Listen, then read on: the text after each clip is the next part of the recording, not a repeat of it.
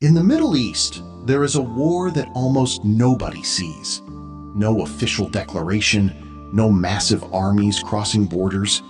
But behind explosions, assassinations, cyber attacks, and secret operations, two nations have been fighting for decades. On one side, Iran. On the other, Israel. This is not a normal war. This is a shadow war. And the most dangerous part? Sometimes the world doesn't even realize it's happening until missiles suddenly light up the sky. Tonight, we uncover the inside story of the Iran versus Israel shadow war. For years, Iran and Israel were not direct enemies. Before 1979, Iran actually had good relations with Israel. But everything changed after the Islamic Revolution in Iran. Iran's new leadership openly opposed Israel, and slowly, a silent conflict began. Instead of fighting directly, Iran started building powerful allies across the Middle East. Groups like Hezbollah in Lebanon, Hamas in Gaza, and other militias became part of Iran's regional influence. Israel saw this as a growing threat, and that's where the shadow war truly started. Unlike traditional wars, this battle was fought secretly through spies, cyber attacks, hidden explosions, and mysterious assassinations. Over the years, several Iranian nuclear scientists were killed in covert operations that Iran blamed on Israel. The Washington Post. Then came cyber warfare.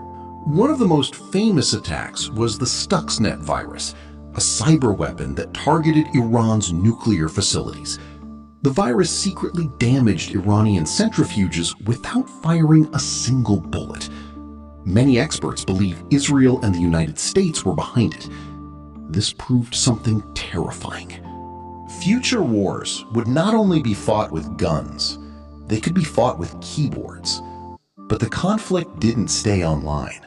Across Syria, Iraq, Lebanon, and even at sea, attacks kept happening. Oil tankers exploded, military bases were hit.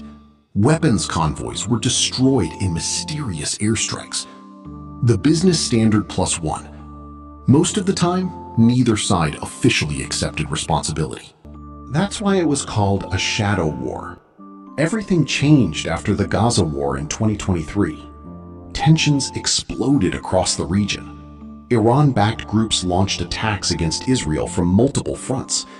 Israel responded with heavy strikes against Iranian-linked targets in Syria and Lebanon. Then came a moment that shocked the entire world.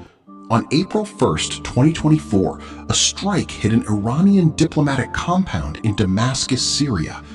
Several senior Iranian commanders were killed. Iran blamed Israel. For days, the world waited nervously. Would Iran finally attack Israel directly? Then, on the night of April 13, 2024, it happened.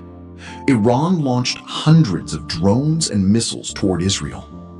It was the first direct Iranian attack on Israeli territory in history. Air raid sirens screamed across Israel. Missiles lit up the night sky. Defense systems activated instantly. With help from allies like the United States and Jordan, Israel intercepted most of the incoming weapons. But the message was clear. The shadow war was stepping out of the shadows. Days later, reports emerged of retaliatory Israeli strikes inside Iran. Both sides tried to show strength, while also avoiding a full-scale regional war. Because both nations understand one terrifying truth. If this conflict becomes a total war, the entire Middle East could explode. Oil routes could collapse, global markets could crash, and multiple countries could get dragged into the conflict. Even today, the shadow war continues. Sometimes through cyber attacks, sometimes through proxy groups, sometimes through secret intelligence operations that never appear on television. And somewhere in the darkness, both sides are still preparing for the next move. Because in the Middle East, the most dangerous wars are often the ones nobody officially admits are happening.